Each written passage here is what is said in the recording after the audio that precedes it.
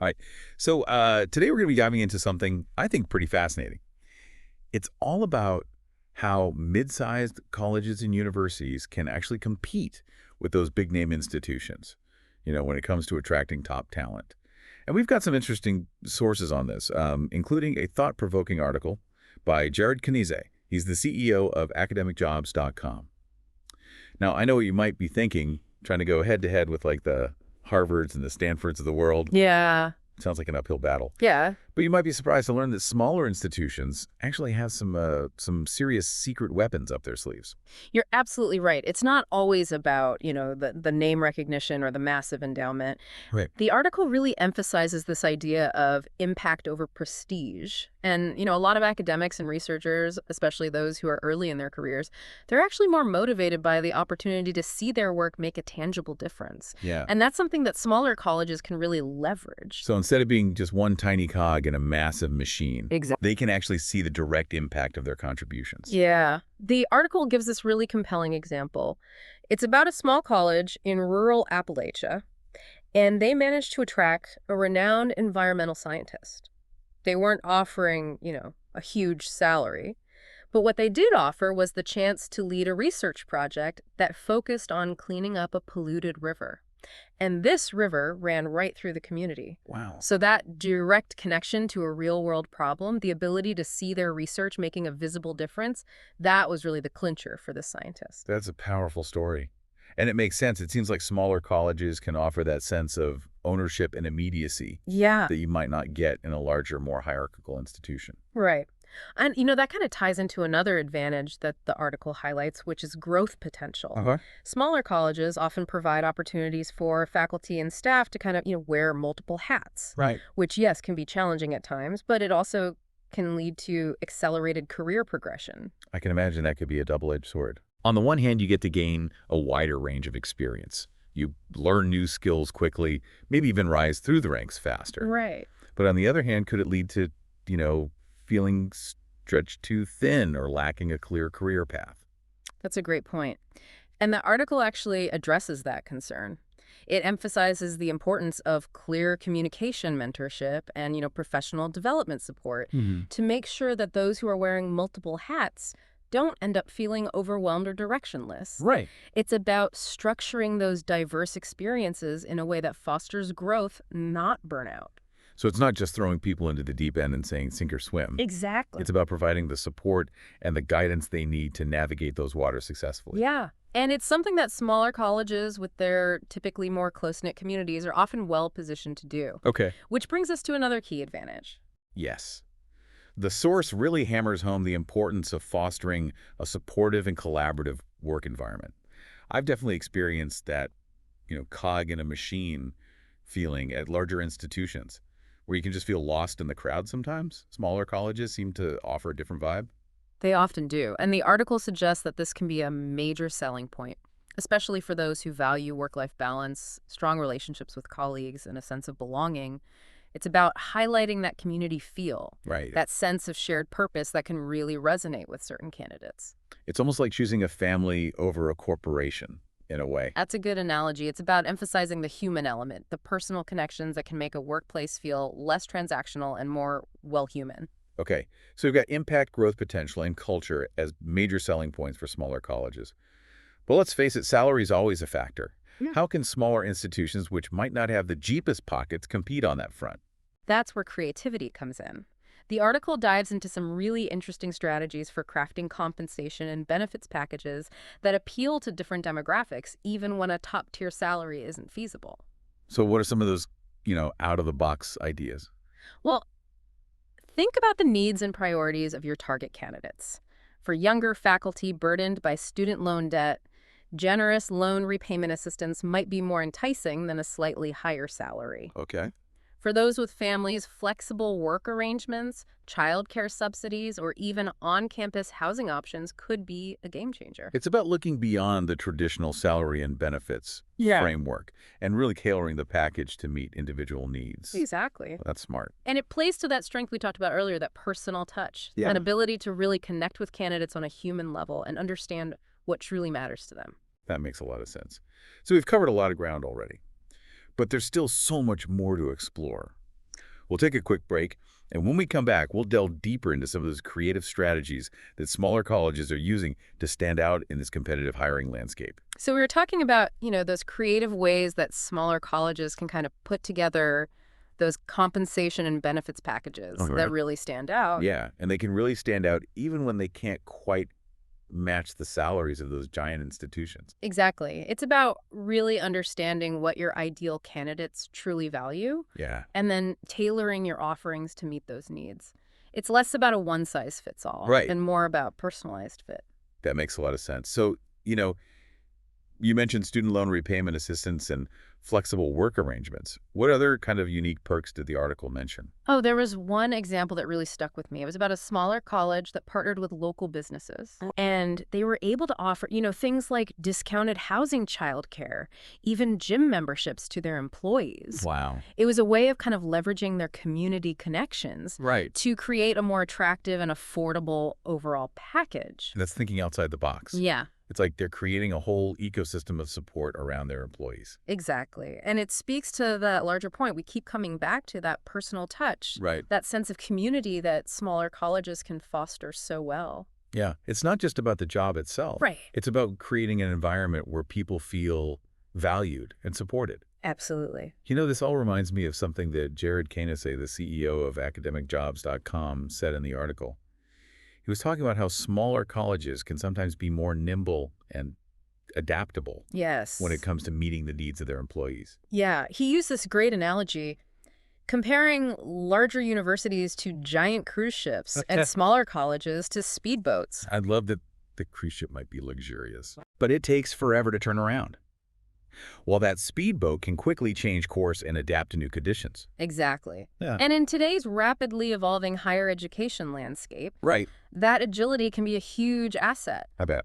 Smaller colleges can often implement new initiatives, adjust to changing student demographics, and experiment with innovative approaches much more quickly than their larger counterparts. So for those academics and researchers who are drawn to a more dynamic entrepreneurial environment, Yeah, a smaller college might be the perfect fit. that's a great point. And that entrepreneurial spirit can even extend to the recruitment process itself. Oh, interesting.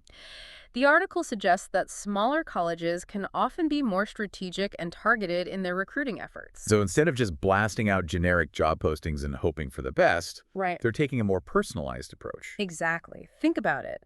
They might not have the resources to compete in a bidding war for top talent. Yeah. So they have to be smarter about how they identify and attract the right candidates. It's like they're playing a game of chess, not checkers. That's a great analogy. And the article provides some specific examples of how smaller colleges are playing this chess game effectively. Yeah. One tactic they're using is leveraging niche job boards and professional networks that cater specifically to certain academic disciplines. So instead of casting a wide net, Right. they're going directly to the fishing holes where they're most likely to find the fish they want. Precisely. And another strategy they're employing is really beefing up their employee referral programs. Makes sense. People tend to know people Right. who share their interests and values. Exactly. And by offering incentives and creating a culture where referrals are valued, Yeah. smaller colleges can tap into those existing networks to find hidden gems Oh, that's cool. who might not be actively looking for a new job, Sure. but would be open to the right opportunity. So it's about building relationships, fostering trust, creating a sense of community that extends beyond the walls of the institution. Exactly. And that brings us back to one of the core themes of this whole deep dive, that human touch. Yeah, we've talked about how it plays a role in shaping a positive culture. Crafting those personalized compensation packages, Right. even driving those strategic recruiting efforts. It seems like that human element is really the secret sauce Yeah. that smaller colleges can use to compete with the big dogs. Couldn't agree more. And the article really stresses the importance of bringing that human touch into every aspect of the hiring process. So what are some concrete examples of how smaller colleges are putting this into practice? Well, they're ditching those generic AI-powered recruitment emails Oh, yeah. and replacing them with personalized messages All right. that actually speak to the candidate's specific experience and aspirations. Imagine getting an email that actually addresses you by name, Right. and mention something specific about your research or teaching interests. I Exactly. mean, that would make you sit up and take notice. Absolutely. And they're also investing in more face-to-face interactions, whether that's through on-campus visits, virtual coffee chats, or even just picking up the phone for a quick conversation. Yeah, it's about building a genuine connection, Right. showing that you're actually invested in getting to know the person beyond just their CV. Exactly. And those small gestures can make a big difference in how a candidate perceives the institution and the opportunity. So it's not just about showcasing the job. Right. It's about showcasing the people behind the job. Oh, absolutely. It's about highlighting that sense of community, that shared passion for education and research that often thrives in smaller college environments. You know, I think this ties back to something we talked about earlier, the idea that many academics are driven by a desire to make a real impact. Yes. And smaller colleges can often provide a more tangible and immediate sense of that impact. They might not be curing cancer or launching rockets into space, Right. but they are making a difference in the lives of their students and their local communities. And for many people, that's incredibly fulfilling. It's about finding those individuals who are not just looking for a job, but for a place where they can make a meaningful contribution.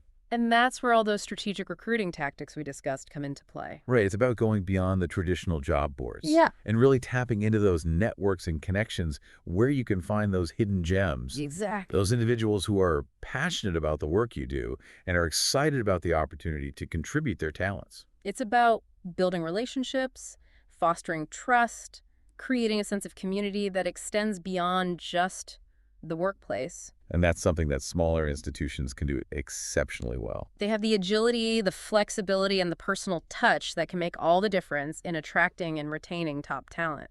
So it seems like size isn't everything in the higher ed world. Nope. Smaller colleges and universities have some serious advantages when it comes to attracting top talent. It all comes down to understanding what truly motivates people, impact growth, a supportive culture, and tailoring your approach accordingly. Before we move on, I have one more thought to share that really resonated with me from the source material. Okay, I'm all ears. The article talks about how crucial it is for smaller institutions to highlight their unique culture and values Yeah. during the recruitment process, Why is that so important? because it helps attract candidates who are not just looking for a job, but for a place where they truly belong. It's about finding those individuals whose values align with the institution's mission Right. and who will thrive in that specific environment. Exactly. So if your institution is known for its close-knit community, its commitment to social justice, or its innovative approach to education, Yeah. make sure you shout it from the rooftops. Let those values shine through in your job postings, your website, your social media presence, everywhere. Because in the end, it's not just about attracting talent. Right. It's about attracting the right talent. The people who will not only contribute their skills and expertise, but who will also enrich the culture and community of your institution. And that's what makes all the difference. Well said. So welcome back to our deep dive into higher ed hiring. And you know how those mid-sized colleges and universities can really attract that top talent? Yeah, we've talked about all these great strategies. Right, like they're really leveraging their strengths. Yeah, and there's one strength that I don't think we've really fully explored yet, and that is the focus on career development and growth opportunities. Oh, yeah, Oh, that's yeah. super important Right. for attracting ambitious individuals, those who are looking to build a really fulfilling and rewarding career. And, I think this is an area where smaller colleges can actually have a significant advantage. Yeah, I agree. The article actually talks about how smaller institutions can offer a more personalized and hands-on approach to career development. So instead of just having like a generic professional development program, Right. they're really tailoring it to the individual needs and aspirations of their faculty and staff. Exactly. And, because of the smaller size, there's often more opportunity for mentorship Okay. and direct interaction with senior leaders. I can see how that would be incredibly valuable. Yeah. It's like having a built-in network of advisors and advocates Right. who are invested in your success. And not only that, but the article also highlights how smaller colleges can provide more opportunities for cross-disciplinary collaboration Oh, interesting. and experiential learning. So faculty and staff aren't just siloed in their own departments. Exactly. They're encouraged to branch out, connect with colleagues in different fields, gain a broader perspective. Precisely. And that kind of cross-pollination can lead to some really innovative and impactful work. It sounds like a really stimulating and enriching environment, Mm-hmm. for those who are driven by intellectual curiosity Mm-hmm. and a desire to push boundaries. Yeah, and that brings us back to one of the core themes of this entire deep dive. Yeah. Understanding what truly motivates people. It's not just about offering a job. It's about offering an opportunity Right. to make a difference, to grow, to be a part of a community that shares your values. And smaller colleges, with their focus on impact culture and personalized development, Yeah. can really excel in those areas. So to wrap up, what are some key takeaways, for those mid-sized colleges and universities who are looking to compete in this challenging hiring landscape? Well, I think the first takeaway is to embrace your strengths. Okay, Don't try to be something you're not. right. Don't try to imitate those big-name universities with their massive endowments and global reputations. Instead, focus on what makes your institution unique and special. Yeah, Highlight those things that you can offer that they can't. like that sense of community, that chance to make a real impact, that personal touch that we've been talking about. Exactly. And the second takeaway is to be strategic and creative in your recruitment efforts. Yeah. Don't just rely on those traditional methods like posting on generic job boards. Right. Think outside the box, leverage your networks, personalize your outreach. And finally, invest in your people. Yeah. Create a culture where they feel valued, supported, and empowered to grow. Because in the end, your people are your greatest asset. And on that note, I have to give a shout out to one resource that Jared Kanizi mentioned in his article that really aligns with all of these takeaways, academicjobs.com. Oh, tell me more.